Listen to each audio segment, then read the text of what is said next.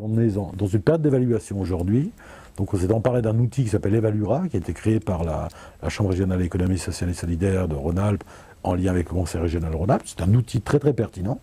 Et nous sommes en train de travailler par groupe avec un médiateur, un animateur qu'on a recruté, un cabinet spécialisé, dans ce type de travaux avec des grilles qui sont importantes, complexes.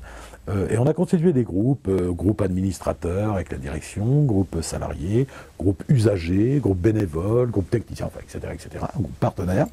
Et ces groupes-là se travaillent pendant 2 heures autour de cette grille et d'un animateur sur la question d'évaluation économique, sociétale, impact sur le territoire. Enfin, je vous passe les détails. Et tout ça donc, va faire l'objet d'une synthèse et d'un certain nombre de rencontres, de réunions, ce qui va nous aider finalement, d'une part, à prendre en considération les avis des uns et des autres, l'analyse collective, mais également nous aider à pointer les forces du nouveau projet à mettre en œuvre pour 2012. Donc voilà, ça c'est pour moi un point important parce que on est beaucoup la tête dans le guidon, ce qu'on dit souvent, et là on s'essaie quand même dans une démarche un peu réflexive, quoi, et ça c'est très très important.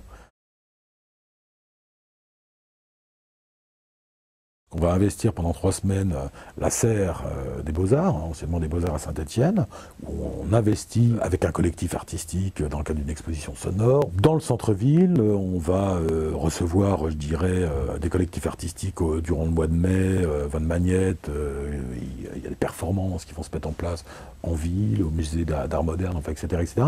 Donc ça, c'est plutôt une nouveauté, parce que pendant 3 ans, on a été quand même attaché à structurer la baraque, entre guillemets, mais il était fondamental pour nous de dire, bon ben voilà, on existe aussi sur le territoire, et c'est important de co-construire à l'extérieur et d'exister sur le territoire. Donc ça, il y a une montée en puissance réelle à ce niveau-là, et ça, j'en suis assez fier.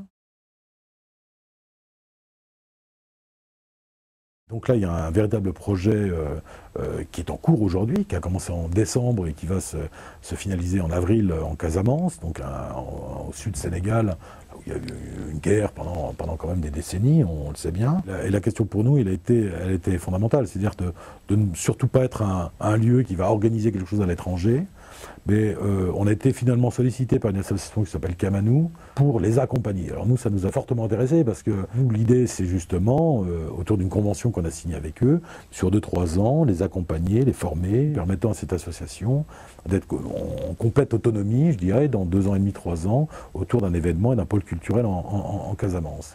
Donc voilà, donc on a de ce point de vue-là un développement à l'international, alors sur le continent africain, mais on va avoir une création également avec la fabrique, le fil, avec un artiste tchécoslovaque, un artiste américain. Donc voilà, on commence à développer des axes qui relèvent des échanges et de la mobilité à l'international, axes qui n'avaient pas été développés